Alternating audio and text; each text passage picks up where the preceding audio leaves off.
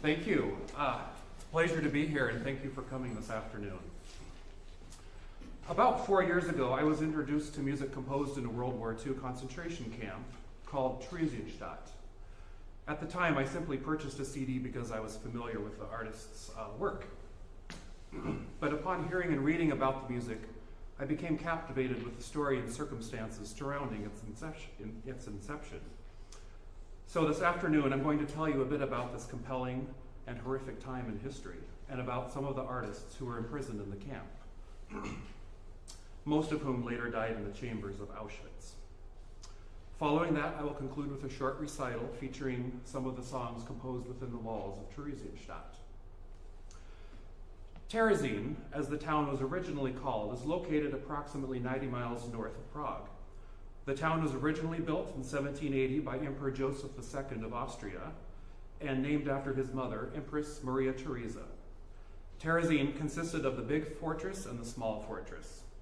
The big fortress was surrounded by ramparts and contained barracks.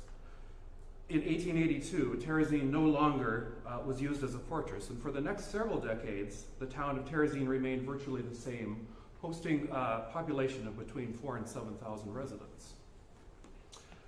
During World War II, small bits of information about the extreme horrific acts perpetrated under the Third Reich began to reach an unbelieving world. The Nazis needed to answer the world's growing concern, and yet they wanted to continue implementing their final solution. In 1941, the Nazis decided to use Terezin to solve the growing outside pressure, renaming it Theresienstadt. The Nazis transformed Terezin into a model ghetto. Theresienstadt took on a dual purpose. It became a ghetto that served as a transit point to the Nazi death camps in the east. Additionally, it became the backdrop for a carefully orchestrated propaganda campaign, which the Nazis used to deny the existence of the final solution. The publicly stated purpose for the deportation of the Jews from Germany was their resettlement in the east, where they would be compelled to perform forced labor. Since it seemed implausible that elderly Jews could be used for forced labor, the Nazis used the Theresienstadt ghetto to hide the nature of the deportations. In Nazi propaganda, Theresienstadt was cynically described as a spa town where the German Jews could retire in safety, as well as being a safe haven for the so-called Jewish cultural elite, who were more visible to the rest of the world, including the most prominent Jewish politicians, scientists, professors, writers, artists, and musicians. To begin the transformation of Terezin into the ghetto concentration camp of Theresienstadt, the Nazis initially sent 1,300 Jewish men divided between two transports on November 24 and December 4th, 1941. These workers made up the Aufbau Kommando, or construction detail, later known in the camp as AK-1 and AK-2. These men were sent to transform the garrison town. The largest and most serious problem they faced was metamorphosing a town which in 1940 held approximately 7,000 local residents into a concentration camp which needed to host between 35,000 and 60,000 inmates. Besides the lack of housing, bathrooms were scarce, water was severely limited and contaminated, and the town lacked sufficient electricity. To solve these problems and to enact German orders, as well as to coordinate the day-to-day affairs of the ghetto, the Nazis appointed Jakob Edelstein as the Judenälteste, or elder of the Jews, and a Judenrat, a Jewish council, was established. In the winter of 1942, the local residents of Terezin were evacuated, and the first transports of Jews began arriving. There was a great variance of how much people knew about their new home. Some had enough information in advance to know to hide items of value. Others, especially the elderly, were duped by the Nazis to believe that they were going to a resort or a spa. Many elderly actually paid large sums of money for a nice location within their new home. When they arrived, they were housed in the same small spaces as everyone else. At first, most of the deportees were Czech, but later many German, Austrian, and Dutch Jews arrived. These Jews were crammed in cattle cars with little or no food, water, and no sanitation. The trains would unload at the nearest station some 2 kilometers from Theresienstadt. The deportees were then forced to disembark and walk the rest of the way, carrying all of their luggage by hand, of which they were allowed up to 110 pounds. Once they reached Theresienstadt, they went to the checking point called the Schluss. There, they had their personal information written down and were searched for jewelry, money, cigarettes, as well as other items not allowed in the camp, such as hot plates and cosmetics. During this initial process, the deportees were assigned to their housing. One of the many problems with pouring thousands of human beings into a small space has to do with housing. Where were 60,000 people going to sleep in a town originally meant to hold 7,000? This was a problem that the ghetto administration was constantly trying to find solutions for. Triple-tiered bunk beds were made and every available floor space was used. In August 1942, before the camp reached its highest point, the allotted space per person was 2 square yards. This included per person usage for lavatory, kitchen, and storage space. The living/sleeping areas were covered with vermin. These pests included rats, fleas, flies, and lice. The housing was separated by sex. Women and children under 12 were separated from the men and boys over 12. Food was also a problem. In the beginning, there weren't enough cauldrons to cook food for all the inhabitants. In May 1942, food rationing with differential treatment for different segments of society was established. Ghetto inhabitants who worked at hard labor received the most food, while the elderly received the least. The food scarcity affected the elderly the most. Lack of nourishment, lack of medicines, and general susceptibility to illness made their fatality rate extremely high. The overcrowding, inadequate medical care, and starvation in Theresienstadt made for intolerable living conditions, and of the 140,000 people who passed through Theresienstadt, 33,000 people died there. Initially, those who died were wrapped in a sheet and buried. But as the death rate rose, the corpses began to outnumber the possible locations for graves. In September 1942, a crematorium was built. There were no gas chambers built with this crematorium. It was only built to dispose of the growing number of corpses. The crematorium could dispose of 190 corpses per day. Once the ashes were searched for melted gold from teeth, the ashes were placed in a cardboard box and stored. Near the end of the war, the Nazis tried to cover their tracks by disposing of the ashes, by dumping 8,000 cardboard boxes into a pit, and another 17,000 boxes into the nearby Ore River. Though the mortality rate in the camp was high, the largest fear lay in transports to the east. Many had hopes that living in Theresienstadt would preclude them from being sent east. But on January 5, 1942, less than 2 months since the arrival of the first transports in, their hopes were shattered. Daily Order number 20 announced the first transport out of Theresienstadt. Transports left frequently, and each one was made up of between 1,000 and 5,000 prisoners. The Nazis decided how many people would be on each transport, but they placed the burden of who was to go on the Jews themselves. The Council of Elders became responsible for fulfilling the Nazis' quotas. Life or death became reliant on exclusion from the transports east. Automatically, all members of the AK-1 and AK-2 were exempted from transports, as well as 5 members of their closest family. Other ways to become protected included working in jobs that helped the German war effort, by being a worker in the ghetto administration, or being on someone else's list.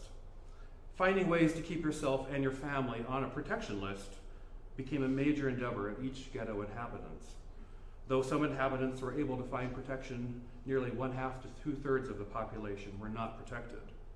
For every transport, the bulk of the ghetto population feared that their name would be chosen next. Remarkably, in the midst of these horrible living conditions, musical instruments and scores were smuggled in as early as the second transport. For a professional musician, an instrument is a bare necessity, and many of them took the risk of being caught.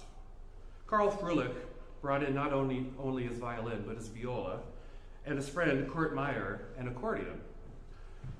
There is even a story about a resourceful cellist who dismantled his cello in a few pieces of wood, wrapped them into a blanket along with some glue and clamps, and once in Theresienstadt, reassembled the instrument. At first, concerts were held secretly in the attics and basements of the barracks. The performances increased with a mounting number of amateur and professional artists arriving with each transport.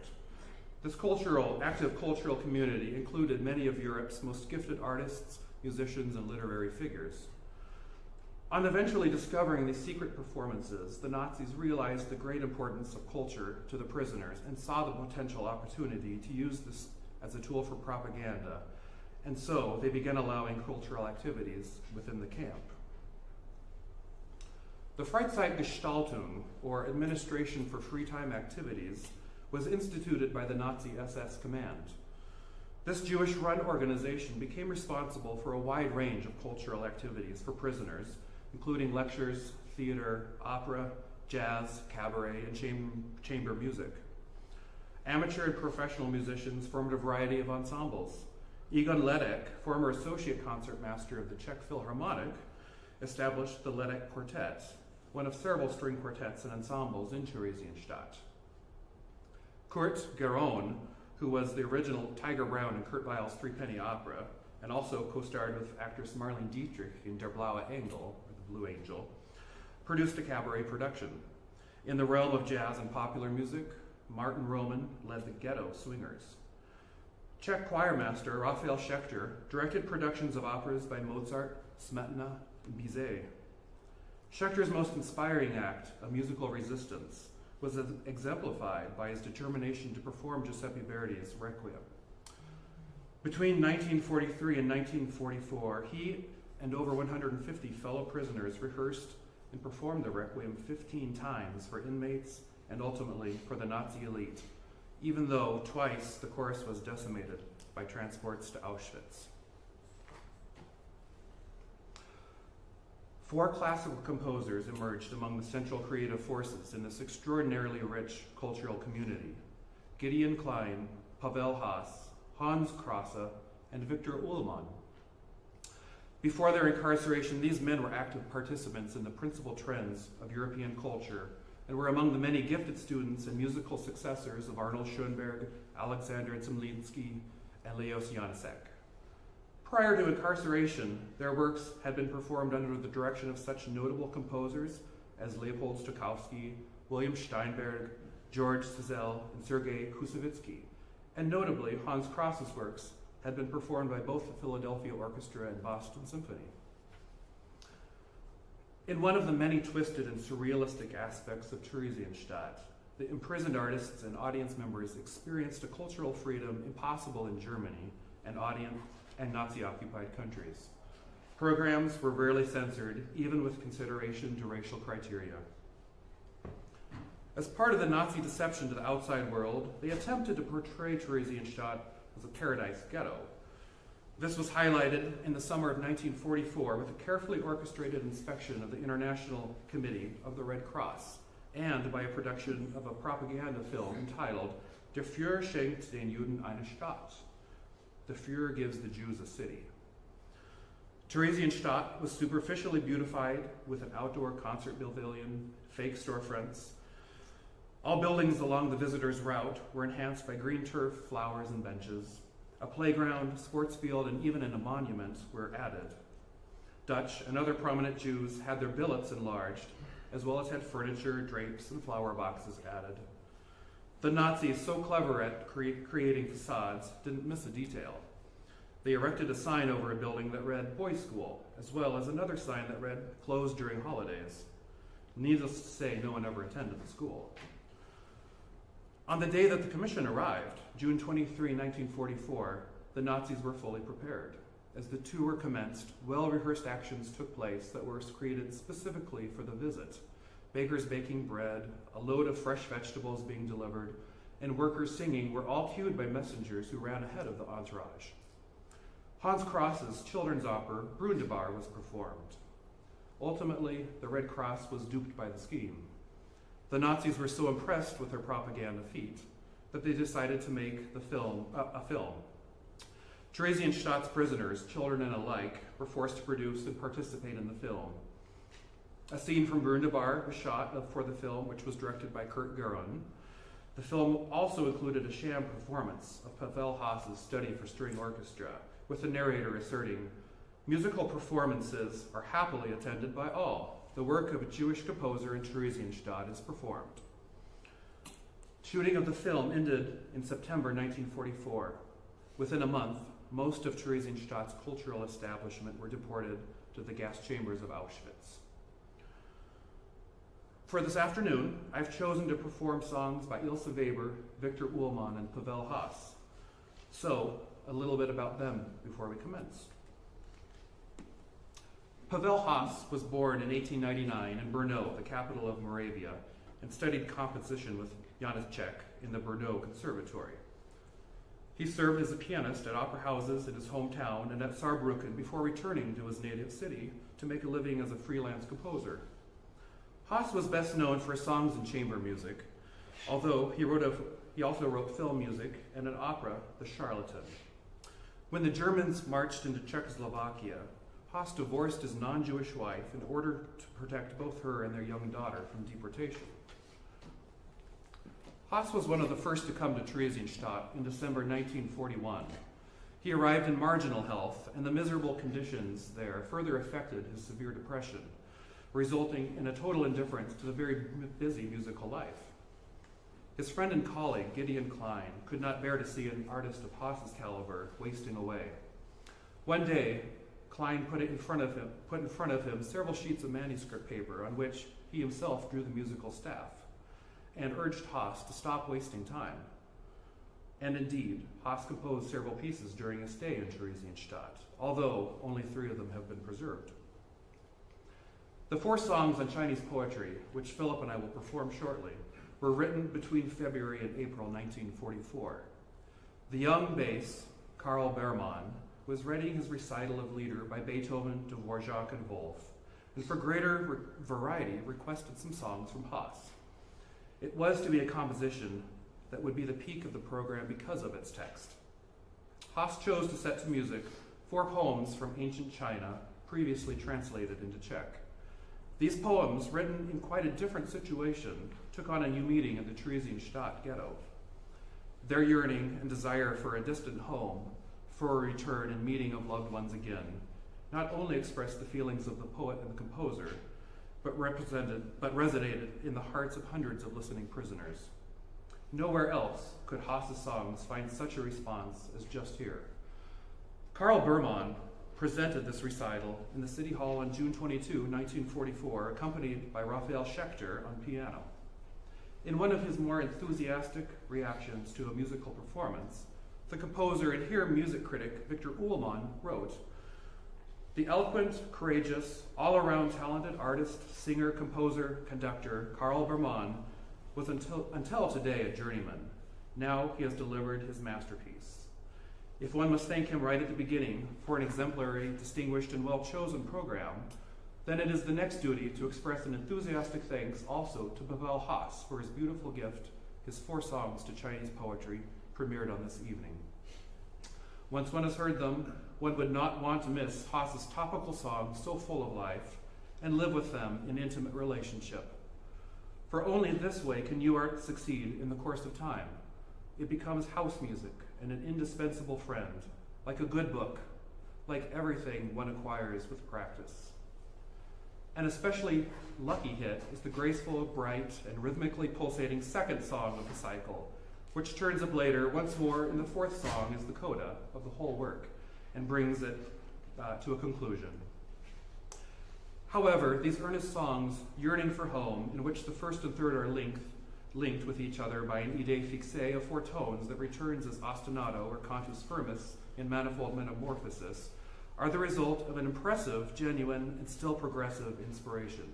Stylistically, the Haase songs are very personal.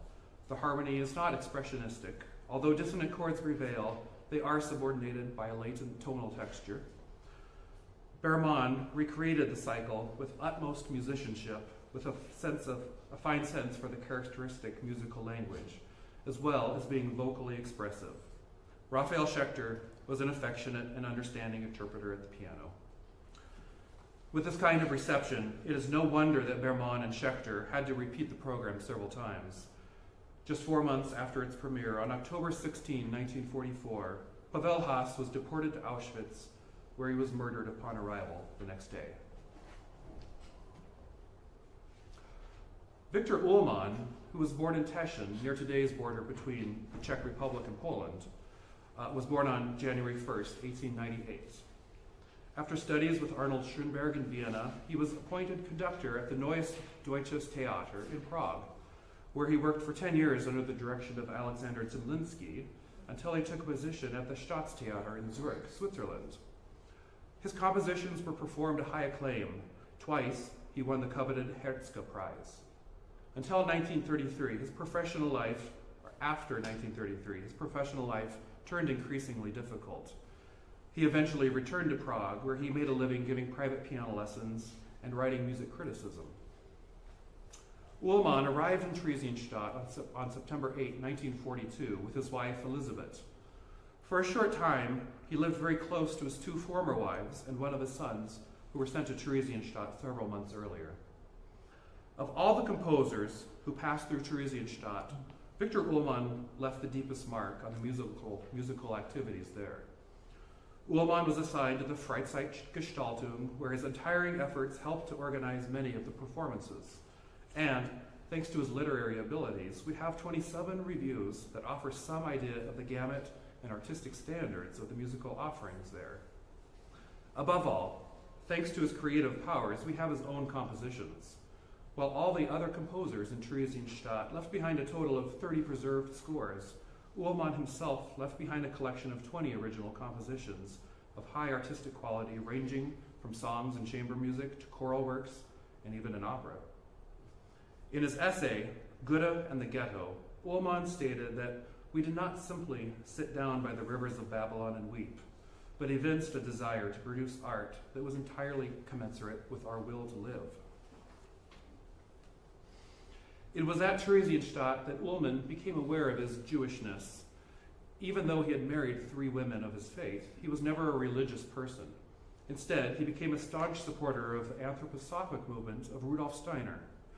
In his 3 Yiddish songs, they represent the 3 major themes of the diaspora: nostalgia, humor, and sorrow.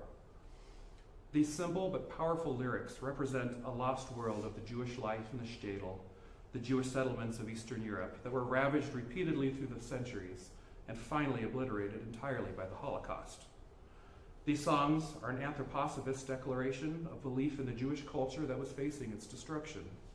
Music as an assertion of spiritual dignity in the face of humiliation and dehumanization.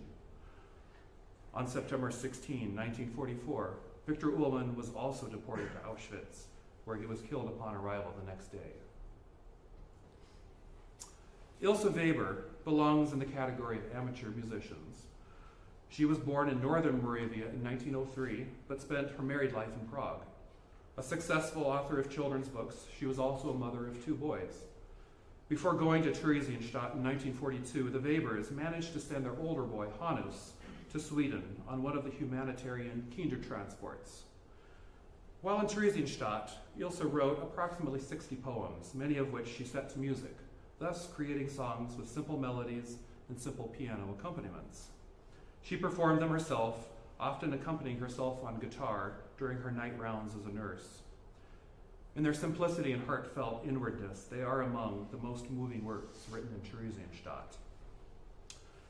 In the fall of 1944, her husband was summoned for transport to the east. Not wanting to break up her family, she volunteered to accompany him with their younger son, Tommy. Upon their arrival in Auschwitz, she and her son were gassed. Eyewitnesses report that in the gas chambers, she sang her own lullaby, Vigala. For almost half a century, the music and history of these artists, whose careers and lives were cut short by Nazi policies, were absent from concert halls and mainstream musical consciousness. The reemergence of these composers represents a significant addition to humankind's understanding and appreciation of 20th century classical music. In the face of the final solution, the history of these artists is poignant testimony to their determination and creative legacy. It is with a sense of history and humility that I and my partners, Tracy and Philip, perform these songs. We'll take just a couple minutes now before returning to the stage to perform them. Thank you.